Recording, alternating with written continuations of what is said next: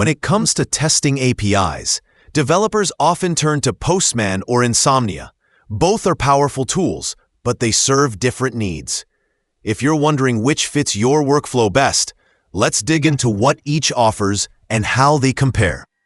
Postman is the heavyweight option. It offers a full suite of features. You can manage requests for REST, GraphQL, SOAP-type APIs. You can group endpoints into collections. You can write tests and automation scripts in JavaScript and integrate with CI/CD pipelines.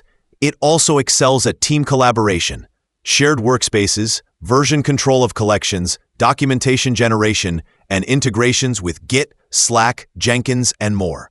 On the downside, because it's feature-rich, Postman can feel heavy. It can be resource-intensive, the interface can become busy, and for very simple testing tasks, it might feel over-engineered. Insomnia, on the other hand, is more lightweight and focused. It offers a minimalist interface, gets you sending requests quickly, and is especially good for REST and GraphQL testing. Its startup is fast, it uses fewer resources, and it prioritizes simplicity. It also has advanced features like variable management, plugin support, and if you're working with modern API protocols like GraphQL or WebSockets, Insomnia has a strong offer.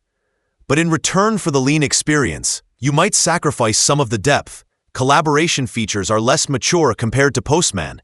Documentation generation is more basic, and for large enterprise workflows, you might miss some built-in support.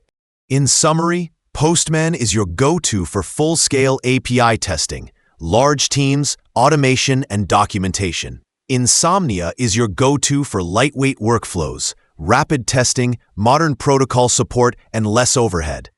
The better tool depends on how big your API challenge is, how your team works, and what your priorities are.